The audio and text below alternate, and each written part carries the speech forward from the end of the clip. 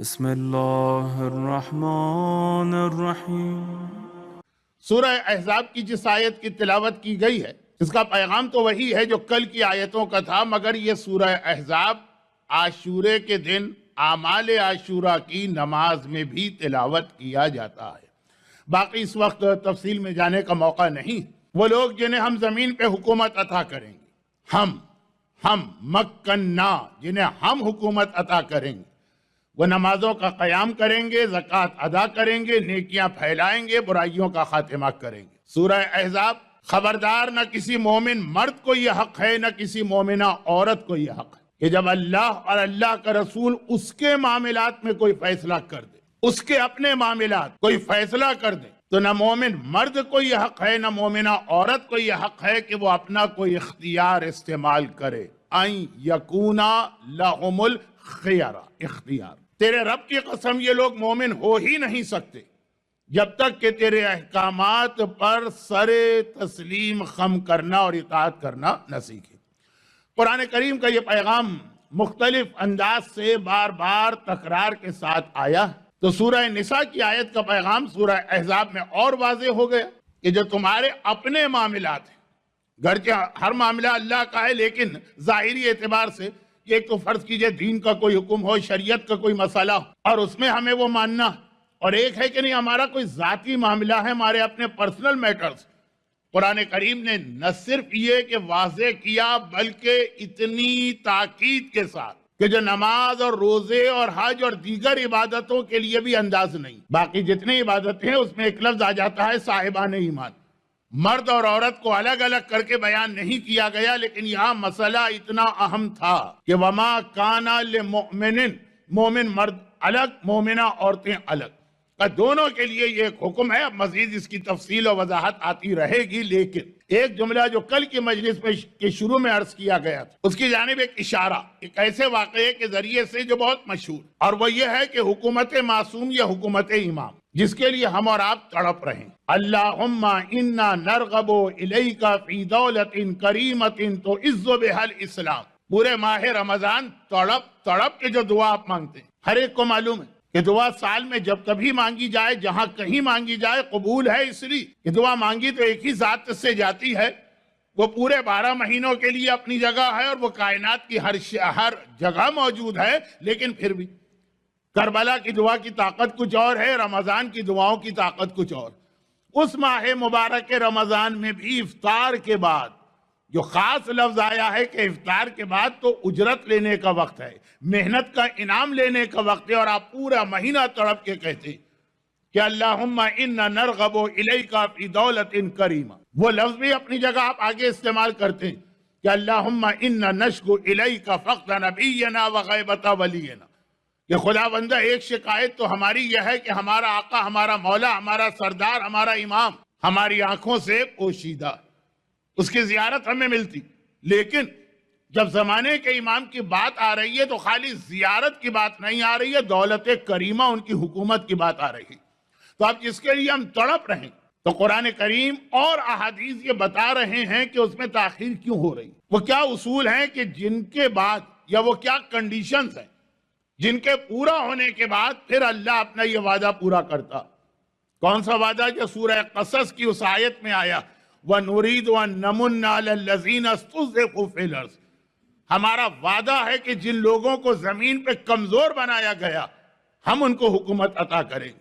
وہ آیت کے جو زمانے کے امام نے ولادت کے فوراً بعد زمین پہ اپنی پیشانی رکھ کر تلاوت فرمائی تھی، تو یہ وعدہ جو اللہ کا، وَنُرِيدُ، وہی لفظ نوریدو کہ یوریدو کے اعتبار سے یہ آیت تطہیر میں بھی آیا ہے، تو اللہ کا ارادہ پورا کیوں نہیں ہو رہا؟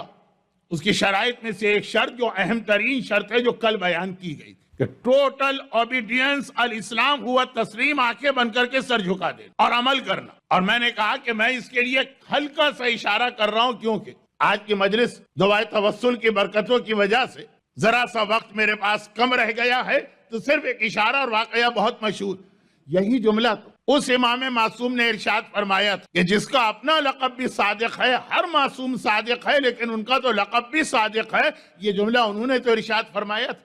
جب کسی نے سوال کی اور کسی عام آدمی نے نہیں، چاہنے والے مومن نے، کہ مولا آخر آپ وہ جو حکومت امام ہے، میں الفاظ کو بہت اپنے الفاظ میں ڈھال رہا ہوں تاکہ کم وقت میں بات آپ تک پہنچ جائے، کہ مولا وہ کیوں آپ قائم نہیں کرتے؟ تو امام معصوم نے اس وقت زبان سے کچھ نہیں کہا، عمل کے ذریعے سے کیا پیغام دیا؟ جا کے آگ پہ بیٹھ گیا۔ اور جب ذرا سا اس نے اعتراض نہیں کی، صرف یہ کہ لاجک پوچھنا چاہیے جو آج ہمارے یہاں ہر آدمی ہر واجب سے پہلے پوچھتا کہ عمل کریں گے لیکن ذرا اس کی لاجک بتا دیں، جو ہر حرام سے پہلے ہم پوچھتے کہ ٹھیک ہے اس چیز کو چھوڑ دیں گے لیکن ذرا کوئی اس کی لاجک، کوئی فلسفی، کوئی دلیل تو ہونی چاہیے۔ اس نے صرف یہ پوچھ لی مولا آگ پہ بٹھا کے آپ کو ملے گا کیا؟ اور امام معصوم نے دوسرے مومن کو جو امام کا قریبی صحابی، میں وقت بچانے کے لیے نام تک نہیں لے رہا ہوں، اس سے کہا آگ پہ بیٹھ جاؤ، بیٹھ گئے، یعنی تندور میں۔ اور امام نے کہا جب ایسے ہمارے ماننے والے ہوں گے تو پھر ہم دیکھنا کہ کس طرح سے حکومت امام قائم ہوتی ہے۔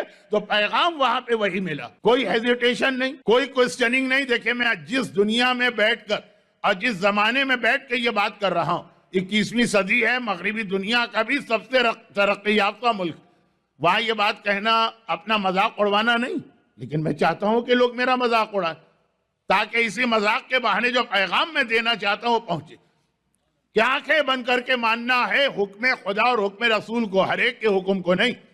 اب جب یہ منزل آئے کہ اگر آگ پر بیٹھنے کو کہا تو آگ پر جا کر بیٹھ جاؤ، تب حکومت امام قائم ہوتی ہے۔ لیکن اس کو میں مختلف انداز سے سمجھا کے پھر اصل موضوعات پر آؤں گا، اور اس کے اندر یہ مسئلہ بھی نہیں چلے گا۔ بار بار میری زبان پہ کچھ ایسے جملے آ جاتے ہیں جو مجھے خود بعض اوقات عجیب لگتے ہیں، کہ بات ہو رہی ہے امام معصوم کی، اور بات ہو رہی ہے نظام خدا کی، اور بات ہو رہی ہے اس حکومت کی جو اللہ اپنے معصوم بندوں کو دیتا، اور مثال کے طور پہ مراجع کا تذکرہ آ جاتا جن کی تمام تر عظمت کے باوجود ہم ان کو معصوم تو نہیں مانتے۔ مگر کیا کیا جائے، آج کل کچھ اتنا زیادہ ہر جگہ پروپیگنڈا ہو رہا کہ میں کسی بھی موضوع پہ بات کر رہا ہوں، ایک دم ذہن میں کوئی جملہ کسی مومن کا گونج اٹھتا تو ذرا سا کرب تو ملا دیتا ہوں کہ جب اطاعت کی منزل آتی ہے تو یہ نہیں دیکھا جاتا کہ آج سے پہلے کیا کہا گیا تھا، آج کیا کہا جا رہا۔ بات عجیب ہوگی کہ نہیں، کہ آج سے پہلے آپ کو 10 سال کچھ کہا گیا، آج کہا گیا کہ نہیں۔ اب یہ نہیں ہے، بلکہ یہ مراجع پہ سب سے بڑا ایک اعتراض یہ بھی کہ جی ہم اپنے بچپنے سے تو کچھ اور سنتے آ رہے ہیں، آج یہ کچھ اور کہہ رہے ہیں۔ بہت سارے اعتراض ہیں، کوئی ایک تو نہیں، لیکن ایک ضمنی بات آ گئی اس لیے عرض کی۔ علی ابن یقطین جیسا عظیم صحابی، یہ واقعہ بھی بہت مشہور، لیکن اتنے مشہور واقعات کو اگر میں بالکل بھی نظر انداز کروں تو اپنی مجلس کو آگے نہیں بڑھا سکتا ہوں۔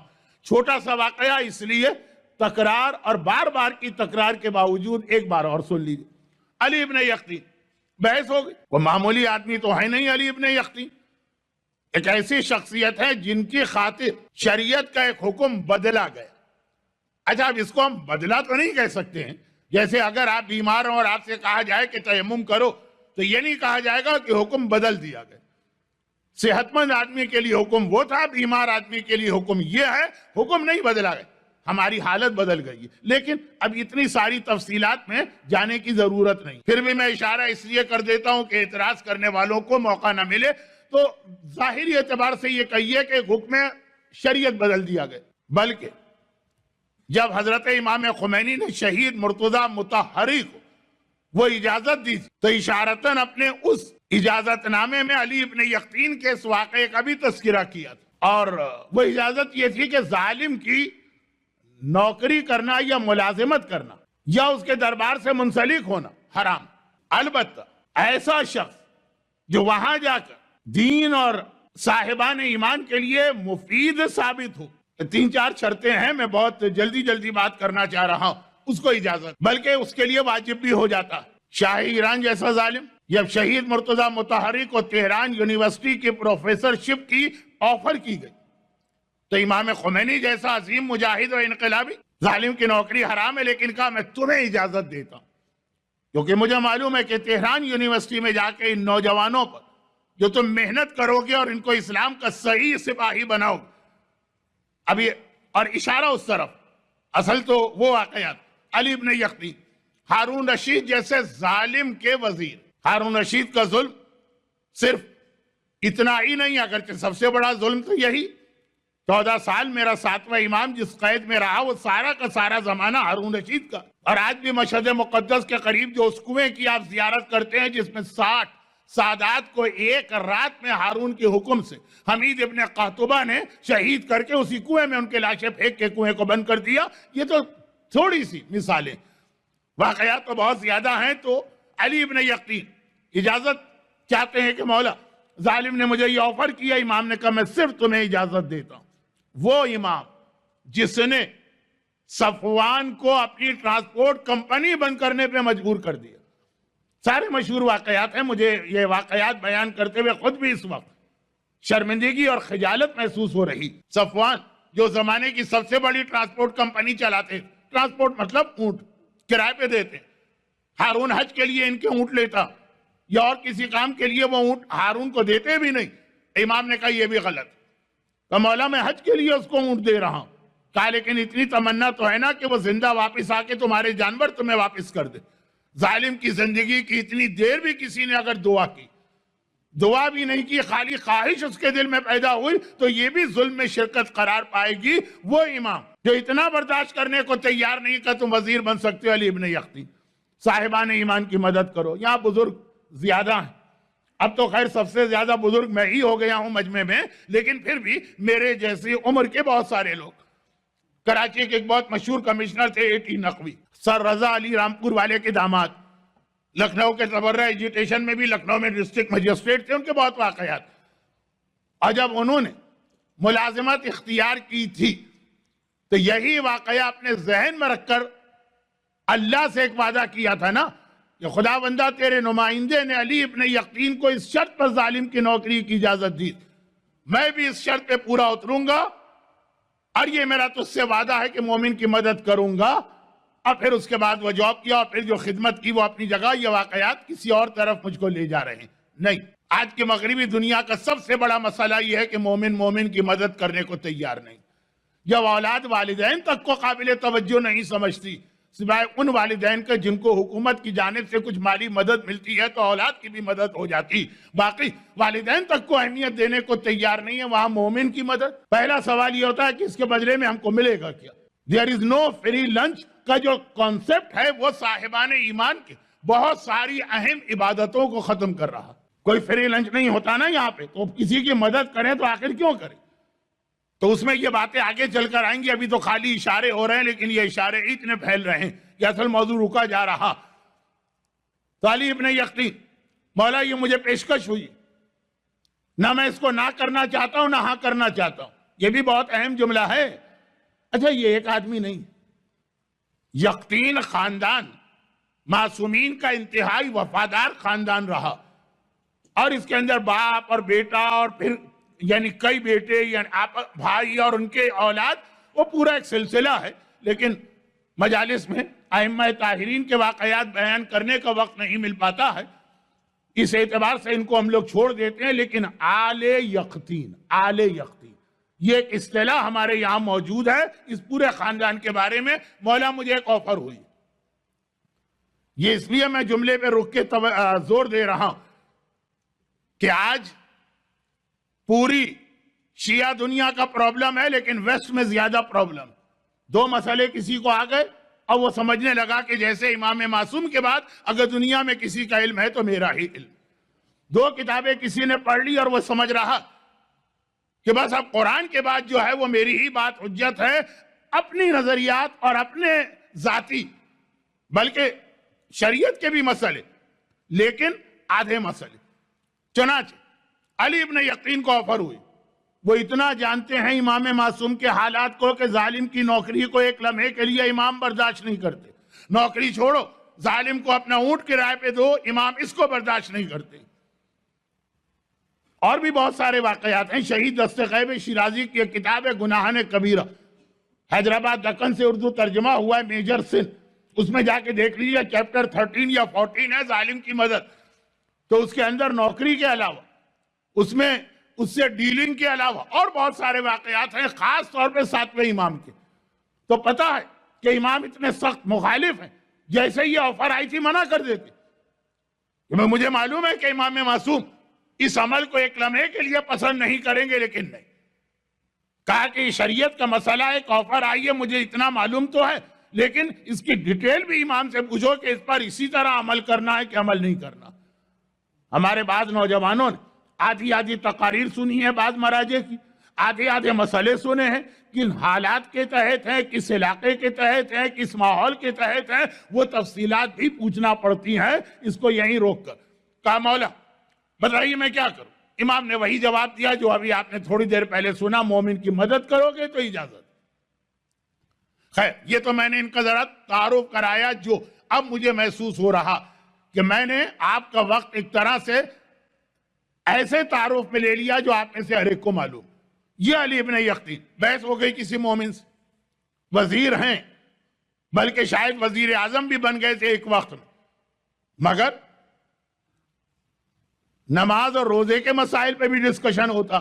یہاں تو ذرا آدمی کسی بڑے عہدے پہ پہنچ جائے تو نماز روزے کے مسائل اس کو اپنی توہین محسوس ہوتی۔ جی ہم پی ایچ ڈی گریڈ 21 یعنی پاکستان کا گریڈ 21، یہاں تو مجھے پتا نہیں گریڈ ہوتے بھی ہیں کہ نہیں، وہ اتنا آفیسر، اور میں یہ مسئلے سیکھوں کہ وضو میں ہاتھ 2 مرتبہ دھونا حرام ہے کہ جائز ہے، اور اس سے مسا صحیح ہوگا کہ غلط ہوگا۔ وہ وزیر اعظم اور اپنے دوست سے ڈسکس کر رہے ہیں وضو کے مسئلے پر۔ آپ کو معلوم ہے واقعہ بہت مشہور ہے، علی ابن یقطین کے فضائل میں پہلے یہ واقعہ پڑھا جاتا ہے، پھر وہ باتیں پڑھی جاتی ہیں جو میں نے ابھی بیان کی۔ آخرکار طے آیا کہ بھئی تم اپنی بات کہہ رہے ہو، ہم اپنی بات کہہ رہے ہیں، امام سے پوچھو۔ خط لکھا گیا، امام نے وضو کا وہ طریقہ بتا دیا میں ذرا توہین ہے امام وہ اچھا میں ذرا رک جاتا ہوں اس لیے کہ ابھی یہاں بہت جگہ خالی ہے، بعد میں آنے والوں کو پورا مجمع کراس کرنا پڑ رہا ہے، تو اگر ذرا سا آپ حضرات اس طرح تشریف لے آئیں، ذرا سا اس طرف، یہ ذرا ادھر آ جائیے۔ مجھے انگلش نہیں آتی، ورنہ میں انگلش میں کہتا کیونکہ اردو سن کے تو مجمع ٹس سے مس نہیں ہو رہا ہے۔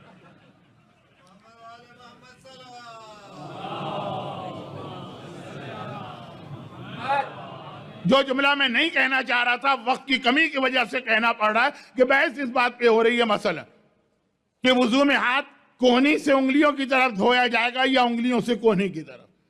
بحث اس بات پہ ہو رہی ہے کہ سر کا مسح ہوگا کہ سر کو دھویا، پیر کا مسح ہوگا کہ پیر کو دھویا جائے گا۔ علی ابن یقین 100% یقین کہ ہاتھ کوہنی سے انگلیوں کی طرف دھویا جاتا ہے، پیر کا مسح کیا جاتا ہے۔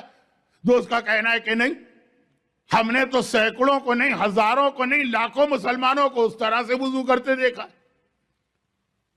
اس قسم کے بعض آرگومنٹ آج کل لوگ حج کے حوالے سے بھی کرتے ہیں، لیکن جیسا کہ میں نے کہا کہ میں بات کو بلا وجہ پھیلا رہا ہوں۔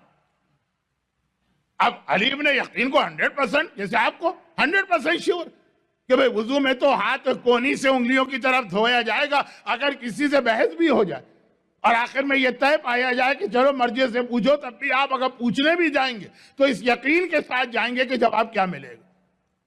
لیکن وہاں سے جواب آ گیا کہ جو تمہارا دوست کہہ رہا ہے ویسا وضو کرو۔ واقعہ بہت مشہور اور نتیجہ بھی آپ کے ذہن میں اس کا ہے، لیکن میں تو یہ بتانا چاہ رہا تھا کہ اطاعت جو ہے وہ اس کا دائرہ کتنا وسیع ہے اور کیا کیا چیزیں اس کے اندر شامل ہیں۔ جواب آ گیا جو تمہارا دوست کہہ رہا ہے وضو اس طرح سے کرو، ہاتھ الٹا دھو، بجائے مسح کے پیروں کو دھو۔ اور اس آدمی کو یہ جواب ملا جس نے اپنی آنکھ سے ان امام معصوم کو اور ان سے پہلے ان کے بابا کو سینکڑوں بار وضو کرتے دیکھا، وضو کرواتے دیکھا، وضو سکھاتے دیکھا، وضو کی تعلیم دیتے دیکھا، اور وہ ہر مرتبہ جو طریقہ بتا رہے ہیں آج بالکل اس کے الٹ جواب آ رہا۔ اب میں نے پھر کہا کہ میں کوئی کمپیئر نہیں کر رہا ہوں، یہ ایک اسٹیٹس پہ نہیں لا رہا ہوں، لیکن مراجع کے فتوے کے بارے میں بہت سے لوگ یہ بات کہتے ہیں کہ آج سے 20 سال پہلے تو ہم کچھ اور سن رہے تھے، آج کچھ اور سن رہے، تو کیا بھروسہ آج جو سن رہے ہیں 20 سال بعد یہ بھی بدل جائے گا؟ تو ابھی سے بدل دو مسئلے کو اپنی مرضی سے۔ آرگومنٹ کیا کسی صاحب نے کہ 20 سال پہلے ہم نے سنا کرسچن نجی سے، آج ہم سن رہے پاک، تو اب ہو سکتا ہے 20 سال بعد سنیں کہ ان کے ہاتھ کا ذبح شدہ گوشت بھی حلال ہے، تو کیوں 20 سال انتظار کرو، نیکی کا کام ہے آج ہی سے شروع کر دو اس پر عمل۔ اس قسم کے کئی مثالیں آتی رہتی ہیں ہم لوگوں کے سامنے، لیکن بات یہ ہو رہی کہ آنکھوں دیکھی بات ہے، امام سے سیکھی بھی بات ہے. وضو امام سے سیکھ کے آئے، چھٹے امام سے. یا خاندان میں نے عرض کیا نا بہت قریب تھا معصومین کی. یا باپ اپنے بچوں کو بچپنے سے ہی امام کے پاس ٹریننگ کے لیے لے جاتا، لیکن جواب آیا طریقہ وہ، یہ نہیں آئے طریقہ وہ ہے، وضو اس طرح سے کرو. عمل کرنا شروع کر دی. اور ابھی 1 مہینہ گزرا کہ جواب آیا کہ جس طریقے سے آج تک وضو کرتے چلے آ رہے تھے اور جو تم بحث کر رہے تھے اپنے دوست سے تم صحیح ہو، وہی پرانے طریقے پہ عمل کرو. پھر طریقہ اپنا بدل دی. ہم تو مرجے بدل دیں گے، اس طرح طریقے نہیں بدلا کریں گے کہ کل کچھ کہا، آج کچھ کہا، کل کچھ کہہ رہے ہیں. مرجعیت اور امامت کا کوئی میچ نہیں. مرجعیت کی جو مثال دے رہا ہوں یہ امامت کے حوالے سے نہیں، لیکن میں یہ عرض کر رہا ہوں کبھی حالات کے بدلنے سے مسئلے کو بدلنا پڑتا ہے. باقی بحث کسی اور موقع پر. ابھی تو ہی واقع ہے. اب آپ میں سے ہر ایک کو پتا کہ اس کا ریزن کیا تھا، وجہ کیا تھی، لاجک کیا تھا. لیکن علی ابن یقین نے نہ پہلے سوال میں پوچھا کہ مولا لاجک کیا، نہ دوسرے جواب میں پوچھا کہ مولا لاجک کیا. مولا اتنے سالوں سے وضو ہم کرتے آ رہے ہیں جو آپ نے سکھایا، اور آج آپ کہہ رہے ہیں کہ نہیں اس طریقے سے کرو. کوئی لاجک واجک نہیں پوچھ. اور 1 مہینے کے بعد خطا گیا کہ نہیں وہ جو تمہارا پرانا طریقہ ہے وضو اس طرح سے کرو. علی ابن یقین نے لاجک نہیں پوچھی. امام نے خود بتا دی، وہ الگ بات. کیا ابن یقین درباروں میں ایک دوسرے کی چغلی بہت کھائی جاتی. تمہارے خلاف ہارون رشید کو بہکایا گیا، اگرچہ بہکایا کیا گیا، صحیح رپورٹ دی گئی کہ تم آل محمد کے چاہنے والے اور ہماری امامت کے قائل ہو. اس نے کہا کہ میں خود پہلے چیک کروں گا پھر عمل کروں گا. چنانچہ ایک دن وہ چھپ کے تمہارے گھر کے قریب کھڑا ہو گیا، مغرب کی نماز کے قریب. گھر کا دروازہ کھلا، اس نے تمہیں صحن میں وضو کرتے دیکھ لیا اور بے اختیار پکار اٹھا کہ وہ لوگ غلط کہتے تھے، یہ تو ہمارا جیسا ہے. اس نے سوچا گھر کے صحن میں اکیلے جب یہ اس طرح سے وضو کر رہا، پہچان بنی ہے. امام نے لاجک بتائی. علی ابن یقین نہ پہلی مرتبہ لاجک پوچھی، نہ دوسری مرتبہ لاجک پوچھی، نہ تیسری مرتبہ لاجک پوچھی. کیونکہ اطاعت کہتے ہی اس کو ہے کہ جو حکم آتا جائے 50 سال ایک بات کہی گئی ہم اس پر عمل کریں، اور 50 سال کے بعد بالکل اس کے الٹ بات کہی گئی. اطاعت تو اسی کو کہتے. میں وہ والی مثال نہیں دے رہا ہوں کہ کوئی خطیب آئے گا اور پوری ایک بات ثابت کر کے جائے گا، آپ کہیں گے واہ بالکل ٹھیک کہا. دوسرا خطیب آئے گا اس کے الٹ بات ثابت کر کے جائے گا، آپ کہیں گے واہ بالکل ٹھیک کہا. تیسرا خطیب آئے گا وہ کہے گا کہ بھئی تم نے اے کو بھی مانا بی کو بھی مانا، تو آپ کہیں گے تم نے بھی بالکل ٹھیک کہا ہے. میں وہ بات نہیں کہہ رہا ہوں. جب حکم امامت آ جائے، جب حکم رسالت آ جائے، جس وقت جیسا حکم آ جائے ہم کو آنکھیں بند کر کے عمل کرنا ہے، چاہے وہ ہمارے ذاتی معاملات کے بارے میں ہو، چاہے وہ دین کے اتنے اہم واجبات. یہ نماز اور روزہ بہت اہم واجب ہے، کیونکہ آپ اپنی جگہ پر امام زمانہ کی حکومت کا جو بھی کنسپٹ ذہن میں رکھی. قرآن نے کہا کہ الذین ان مکناہم فی الارض اقاموا الصلاۃ، جنہیں ہم حکومت دیں گے ان کی حکومت کا آغاز ہوگا نماز سے. ہمارے اور آپ کے ذہن میں حکومت امام چاہے وہ زمین کے خزانوں کا نام ہو اور آسمان کی برکتوں کا نام ہو اور جسمانی عیب کے دور ہو جانے کا نام ہو اور امن و امان کا نام ہو، لیکن قرآن کہتا ہے آغاز ہوگا اقاموا الصلاۃ، نماز سے. تو یہ بہت اپنی جگہ یہ بھی بہت اہم مسئلہ، چاہے لوگ سمجھے کہ نہ سمجھے، لیکن اطاعت آنکھیں بند کر کے جس وقت جو کہا جائے اس کے مطابق عمل کرنا ہے.